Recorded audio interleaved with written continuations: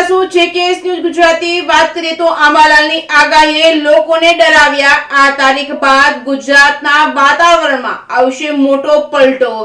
રાજ્યમાં હવે બરાબર જામ્યો છે શિયાળો। રાજ્યમાં હવે બરાબરનો જામ્યો છે શિયાળો। 14 શહેરોમાં તાપમાનનો પારો 17 ડિગ્રીથી પણ નીચે ગગડ્યો છે।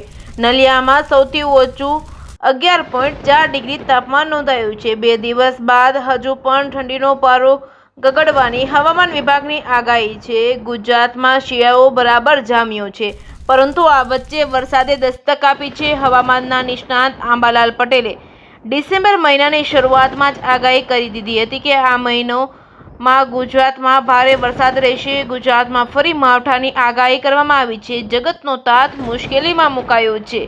ભર શિયાળે ગુજરાતમાં વાદળો ઘેરાયા છે, તો બીજી તરફ હવામાન વિભાગે પણ ગુજરાતના કેટલાક વિસ્તારોમાં કમોસમી વરસાદ પડશે તેવી આગાહી કરી છે।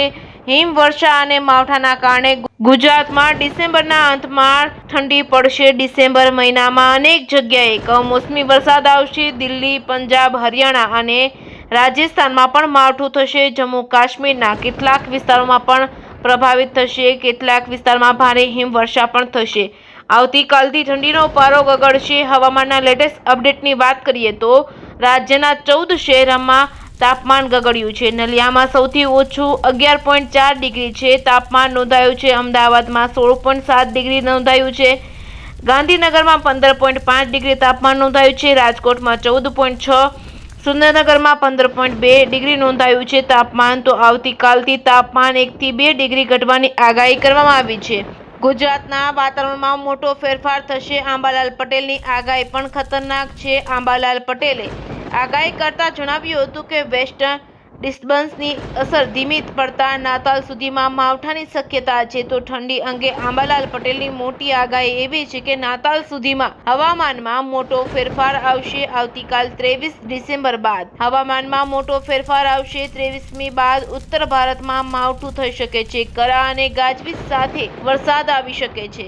23મી એ ગુજરાતમાં પણ માવઠું થઈ શકે છે। નાતાલ સુધીમાં હવામાનમાં મોટા ફેરફાર થશે। ડિસેમ્બરના અંતમાં કાતિલ ઠંડીનો દોર સમગ્ર ગુજરાતમાં ફરી વળશે। આ વર્ષે છેક ફેબ્રુઆરી સુધી ઠંડીનો મારો સહન કરવો પડશે। હાલ ફરી એકવાર સમગ્ર ગુજરાતમાં વાતાવરણમાં મોટો ફેરફાર આવ્યો છે। આકાશમાં વાદળો ઘેરાયા છે। આકાશમાં વાદળો ઘેરાતા ફરી એક વખત જગતનો તાત ચિંતામાં મુકાયો છે। રાયડો, એરંડા સહિતના પાકોમાં રોગચાળો આવે તેવી ભીતિ સેવાઈ રહી છે।